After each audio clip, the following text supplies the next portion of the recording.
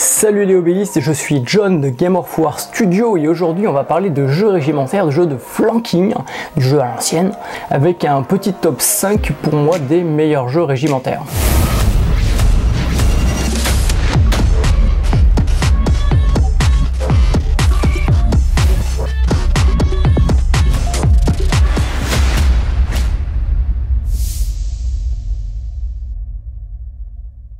Au Centre-Bee, on joue à beaucoup de jeux, on est très multi-jeux et le jeu régimentaire a donc sa place dans nos activités ludiques. On en a testé beaucoup, j'en ai testé beaucoup et au final j'en ai retenu 5 qui peuvent clairement se concurrencer. Dans cette vidéo, je vais vous parler donc de ces 5 jeux régimentaires. On va parler vraiment de jeux régimentaires, c'est-à-dire qui se jouent avec des figurines côte à côte, sur des grands socles carrés rectangulaires, socles de masse ou individuels, peu importe, et avec l'idée d'avancer, des batailles à l'ancienne, d'avancer et de jouer sur le flanc ou sur l'arrière, donc ce qu'on appelle aussi des jeux de flanking en anglais. Donc on va parler exclusivement de jeux régimentaires et je vais vous faire à travers cette vidéo mon top 5 personnel de ces jeux. Pour effectuer ce classement, je me suis objectivement inspiré, s'il en est, puisque c'est ma revue personnelle de ces 5 jeux par rapport à mon expérience de joueur. Donc forcément, ça va être subjectif un peu. Je me suis basé sur 5 critères. Le premier, c'est l'accessibilité des règles, c'est-à-dire la facilité de prise en main, la compréhension, l'écriture des prises en main. Deuxièmement, c'est est-ce qu'il y a une VF. Troisièmement, c'est l'accessibilité financière. Est-ce que ces jeux sont accessibles financièrement, certains plus que d'autres, c'est ce que vous verrez. Ensuite, est-ce que l'univers est intéressant? Et pour finir, est-ce qu'il y a une vraie rejouabilité de ce jeu? C'est parti! Et on commence par la 5e position avec Warhammer The Old World. Alors si vous avez vu récemment les vidéos de notre CD-Out ou The Old World, vous allez vous dire pourquoi il présente ce jeu dans cette revue. Tout simplement parce que ce qui se passe au Centre-Bee et de manière générale n'est pas forcément une réalité absolue et objective de ce qu'est un jeu. C'est pas parce que nous ne jouons pas à un jeu qu'il n'est pas bien joué ou beaucoup joué. L'exemple même Warhammer 40 000 dans sa version V10 n'est pas joué ici, quasiment pas joué ici, ça dépend du cercle de joueurs, mais par contre globalement il est joué ailleurs. Pourquoi alors j'ai mis The Old World dans ce top 5 des meilleurs jeux régimentaires? Premièrement pour le lore, tout simplement. Sur les 5 critères, le 4e critère pour moi est le plus important. Pour moi, c'est tout simplement dans les 5 jeux que je vais vous présenter, celui qui a le lore le plus extraordinaire, plus de 30 vies derrière d'écriture, un univers hyper travaillé. Je pense que pour ceux qui aiment le lore, les univers, c'est le meilleur univers à l'heure actuelle de jeux de bataille fantastique, de flanking, de jeux régimentaires.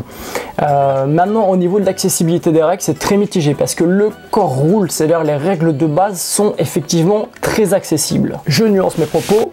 Très accessible pour des adultes et des joueurs qui ont déjà l'habitude de ce type de système parce que c'est aussi un peu vieillissant. Les jeunes préféreront des jeux beaucoup plus rapides, des jeux alternés, des jeux avec moins de figurines je pense. Mais en revenant sur l'écriture même des règles, le core rule est accessible. Ce qui rend complexe le livre, c'est la densité d'écrits à côté, c'est-à-dire les livres d'armée, enfin les 2 livres d'armée où on doit piocher dedans, les facs, les arcanes journaux, plus bon toutes les petites règles spécifiques qui font que c'est un jeu qui est dense au final, qui est très dense à prendre en main et c'est peut-être ce qui le dessert. Et puis un dernier point et pas des moindres, c'est la traduction. La traduction est quand même assez aléatoire, il y a beaucoup de coquilles, des fautes, des erreurs de syntaxe, bref, la traduction n'est pas extraordinaire. Maintenant passons à l'accessibilité en termes de finances. À l'heure actuelle, une boîte c'est entre 150 et 200 euros pour avoir une base d'armée, il faut rajouter une cinquantaine, une centaine d'euros pour quelques unités spéciales et une vingtaine d'euros si vous voulez l'Arcane Journal en anglais. Vous pouvez le télécharger en français, c'est gratuit. Donc grosso modo, il faut à peu près 300 euros pour débuter ce jeu. C'est sans compter l'achat des livres. Attention, je parle en termes d'armée, en termes de figurines à proprement parler, parce que si vous rajoutez tous les livres, c'est-à-dire le livre de règles, les livres des forces, vous avez 150 balles à rajouter en plus. Donc là déjà on va passer à 450, 500 euros en fonction de où vous avez les livres. Donc en termes d'accessibilité financière, c'est très moyen. C'est pas dans les plus chers de ce que fait Game Workshop, mais c'est très moyen. Ça reste tout de même accessible grâce aux boîtes qui le ressortent. Et je pense que tout bon vieux wargamer a une tonne de vieilles figurines à ressortir et l'impression 3D aujourd'hui aide pas mal aussi pour pouvoir se faire rapidement des armées dans ce jeu là. Donc pour moi c'est mitigé, c'est pas dans le top mais ça reste quand même accessible financièrement. En termes de rejouabilité, eh ben, si vous avez le bouquin des forces gentilles ou des bouquins des forces méchantes, je fais exprès hein, de schématiser, vous avez globalement toutes les armées dedans, vous pouvez jouer énormément de listes différentes du même armée ou jouer différentes armées avec 2 bouquins, ça reste quand même 2 bouquins supplémentaires, donc il y a quand même une très bonne rejouabilité du jeu, c'est ce qui fait que je l'ai placé en 5e position.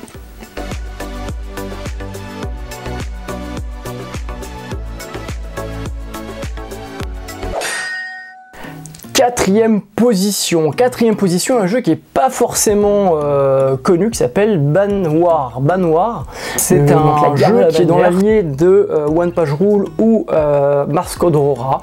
J'y ai pu jouer quelques fois au sein des associations. C'est un jeu en fait qui est libre de licence, c'est-à-dire que vous ne jouez pas avec une licence comme Game Workshop ou Mantic ou autre. Vous prenez ce que vous avez et vous avez un format fantastique, format historique, et vous pouvez jouer avec des règles qui sont conçues, qui sont très bien conçues, qui sont en français, qui sont un tout petit peu plus complexes quand même que One Page Rule, heureusement, hein, si je puis dire, et dans la même, ouais, je dirais vraiment dans la même lignée que Mars Code Aurora, mais pour du régimentaire. Le livre, vous pouvez l'avoir donc sur leur site Banwar. Les figurines, il vous suffit de recycler l'intégralité de la gamme que vous avez, des figurines de différents univers qui vous plaît, de les mettre et de faire les sauts-clés pour du régimentaire, puis de jouer avec. Donc l'accessibilité en termes financiers est très facile. Et vous pouvez aussi faire du 3D, donc l'accessibilité financière est optimale. Ce qui va moins plaire, c'est forcément l'univers, le lore, puisque c'est quand même un jeu qui est libre. Donc là, si vous cherchez quelque chose de très riche, de dense pour faire des batailles immersives avec une thématique historique, une thématique fluffique, passez votre tour. L'accessibilité en termes des règles, alors le core rule est extrêmement simple, mais il y a une petite profondeur tactique. Pour moi, ça reste quand même un poil en dessous les différents jeux que je vous présente, que ce soit The Old World ou les autres. C'est un peu moins profond, c'est un peu moins tactique, mais encore une fois, c'est plus profond que ce que vous allez voir pour One Page Rule. Donc si vous cherchez un jeu un peu au-dessus en termes de règles, qui reste facile d'accès en termes de lecture, de prise en main du jeu, mais qui n'est pas trop complexe non plus, mais qui offre un minimum de main de game, dirigez-vous vers Banwar. Donc voilà, grosso modo, Banwar, c'est pas connu. Si je vais mettre le lien en description, n'hésitez pas à aller voir. Mais il est en 4e position parce que justement, il a tout plein de bons points partout, à part bien sûr le lore. Et la rejouabilité pour Banwar, forcément, elle est exceptionnelle puisque vous pouvez rejouer n'importe quoi, des figurines que vous avez de n'importe quelle gamme, et en créant n'importe quel type d'armée. Que vous jouiez de l'historique ou du fantastique, vous allez pouvoir vous y retrouver avec cette règle.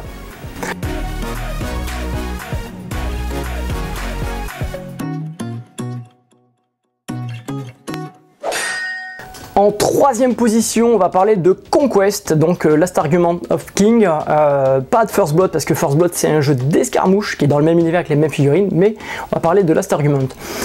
C'est un jeu régimentaire de flanking qui fonctionne très bien, avec un système de mise en place qui est très rapide, ça c'est vraiment les gros plus. L'accessibilité des règles, alors les livres ne sont pas en français directement, mais les règles sont téléchargeables en français et elles sont relativement bien écrites, donc il n'y a pas de problème. La communauté veille aussi à la traduction, à la qualité de traduction. Donc là-dessus, il n'y a pas de vrai gros problème de prise en main à la fois du jeu et à la fois dans la compréhension des règles. L'accessibilité financière, c'est moyen, c'est-à-dire qu'on n'est pas dans les entrées de gamme des jeux, on n'est pas chez du Mantic par exemple, qui va être relativement accessible, on va être entre du Game Workshop et du Mantic Games. Et certaines figurines, clairement du niveau de Game Workshop en qualité et du prix aussi, notamment les grosses comme ce qu'on peut trouver voilà, là dans par exemple les rois sorciers, etc., dans les dernières figurines sorties qui sont d'excellente qualité mais qui sont aussi beaucoup plus chères, je trouve. Et en termes de revenus, quand on commence à faire ce genre d'armée, ça revient quasiment aussi cher qu'une armée de Game Workshop. Je dis quasiment, on n'est pas encore au même niveau, mais quasiment. En termes de lore, alors c'est un lore particulier, c'est un univers fantastique particulier, mais c'est un univers qui est très riche aussi, qui est perpétuellement en développement, avec des nouvelles factions qui arrivent et avec des campagnes qui permettent de faire réévoluer l'univers. Donc l'univers est plaisant, faut aimer l'univers. C'est pas spécialement moi un univers qui m'attire, j'aime bien l'univers de fantasy, de fantastique classique. Là, on n'est pas du tout dans la fantasy classique, même s'il y a certaines sources d'inspiration. On est plutôt dans de la fantasy étrange, je dirais. Donc c'est vraiment un univers particulier. Pour autant, il y a un vrai background derrière, donc l'univers là-dessus, rien à dire, il est quand même béton. Au niveau de la rejouabilité, il y a toujours possibilité de faire énormément de listes avec une même armée. Ça, c'est vraiment bien. Il n'y a pas d'unités qui sont auto-includes et pay to win. Il y a beaucoup de possibilités dans ce jeu-là. Et en plus, si vous vous lassez du jeu, prenez quelques figurines et passer chez First Blood. Donc First Blood, c'est quoi? C'est la version escarmouche où on joue avec quelques figurines, avec des profils sensiblement différents, des règles sensiblement différents, mais on retrouve le même sel quasiment du jeu, sauf qu'on n'est pas en régimentaire, on est en escarmouche. Donc ça, c'est génial, avec les mêmes figurines, vous allez jouer à 2 jeux différents, et ça, c'est super cool. C'est pour ça que je l'ai mis en 3e position.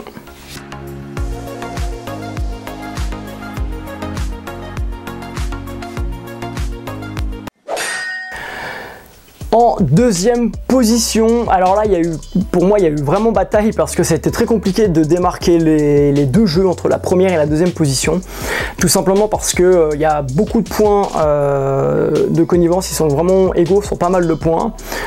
Mais après, il y en a un qui est clairement au-dessus en matière d'écriture de jeu et qui est extrêmement clair, très compétitif et qui peut être vraiment vite pris en main tout en offrant une grosse marge de progression et il y a une grosse profondeur de jeu. Et il y en a un autre par contre qui est très accessible, qui a une grosse rejouabilité et qui est très accessible financièrement aussi. Donc c'était compliqué de les classer, j'aurais pu les mettre ex aequo. Donc en 2e position, on va parler de Kings of War. Kings of War, c'est l'un de mes jeux régimentaires de cœur. Je suis passé à Kings of War à l'époque où on est passé, il y a eu Battle puis après Age of Sigmar. Quand j'ai stoppé Age of Sigmar parce que j'accrochais un petit peu moins à l'époque à ça, j'étais passé sur Kings of War en parallèle et donc j'ai découvert un jeu régimentaire très bien écrit, vraiment des règles vraiment claires. Et ça c'est vraiment bien, une version française en plus, donc ça c'est un gros plus, une communauté française très active, ça aussi c'est hyper bien. Maintenant il y a des masters, des championnats de France, il y a même un WTC, etc. autour de Kings of War, donc ça c'est très parlant, hein. La communauté se développe énormément.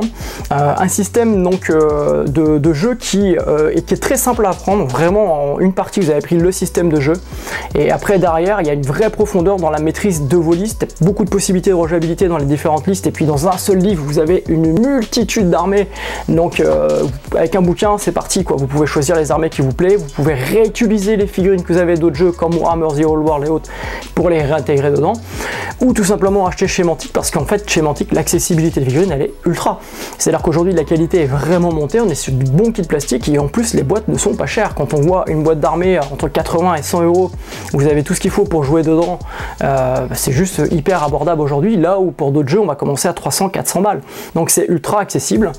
La version française de Kings of War qu'il y avait eu, elle est moyenne, il y a pas mal de coquilles, des petites erreurs, etc. et tout. Depuis il y a le nouveau bouquin anglais qui est sorti très peu de temps après derrière, mais globalement elle est quand même valable, c'est quand même bien d'avoir une version française, attention je nuance mes propos. Donc voilà, globalement c'est vraiment un bon jeu et en plus il y a un vrai lore derrière, il y a un livre complet de lore qu'en anglais pour le moment, mais on a fait des vidéos de lore sur la chaîne, vous pouvez aller les voir et il va y en avoir d'autres très bientôt. Donc c'est aussi un univers qui permet d'avoir une immersion fantastique, narrative, de faire des parties narratives parce que c'est très riche, un univers qui est très riche et en développement aussi. Donc au niveau accessibilité des règles, très bien. Au niveau langue française, traduction, ok, il y a une traduction française donc ça reste accessible aussi.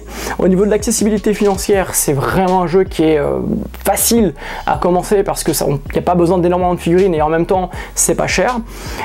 Au niveau du lore, il est vraiment très riche et de la jouabilité. Un seul bouquin, vous pouvez rejouer ce que vous voulez, vous avez plein de figurines à droite à gauche, vous pouvez les recycler, les mettre dedans, donc il y a une vraie rejouabilité, c'est pour ça que je l'ai mis en 2e position.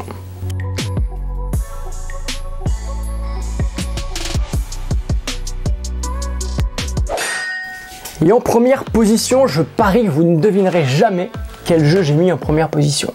Je vous laisse quelques secondes pour réfléchir.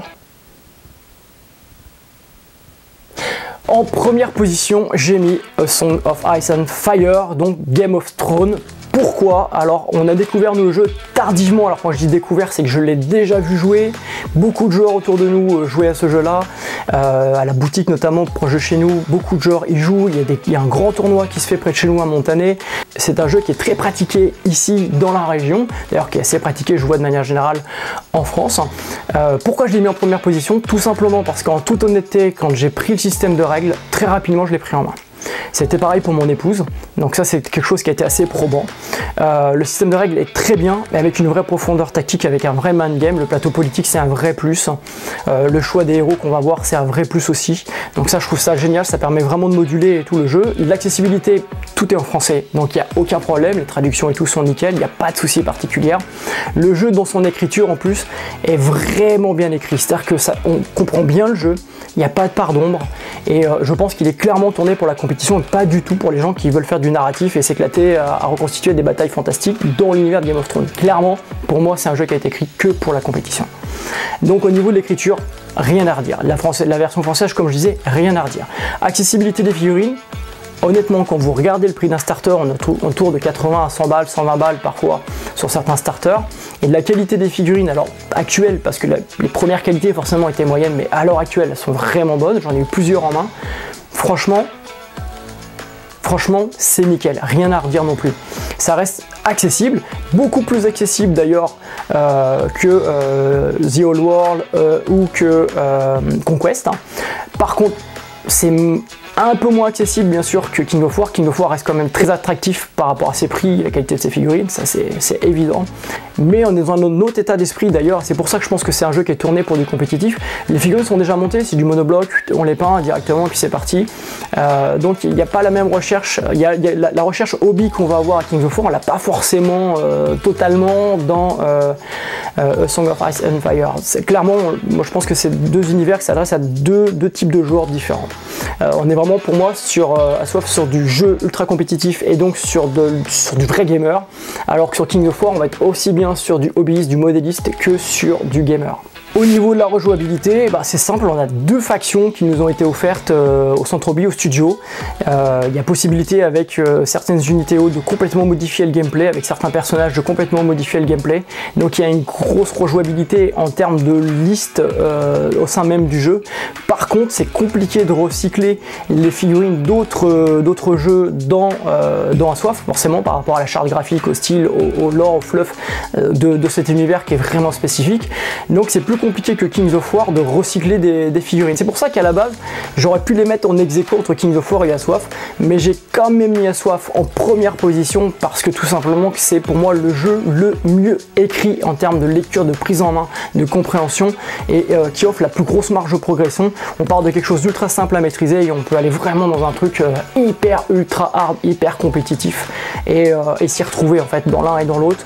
Donc je trouve que c'est vraiment le jeu de régiment aujourd'hui qui est le meilleur parmi mon top 5. Dois-je présenter l'univers, le lore de Game of Thrones, que ce soit à travers les romans ou que ce soit à travers la série? Est-ce que je dois le présenter? C'est ultra connu, faut aimer, honnêtement moi au départ j'étais pas du tout réceptif à l'univers et c'est le fait d'avoir joué au jeu que je me suis plongé dans la série, alors pas dans les bouquins, parce que j'ai pas adhéré non plus en lisant le premier volume, j'étais directement dans la série et je me suis laissé emporter dans la série. Après pour moi clairement, ce n'est pas un jeu qui est fait pour faire du narratif et voilà et s'aventurer, refaire des batailles de l'univers du jeu. C'est vraiment un jeu qui est fait pour la compétition.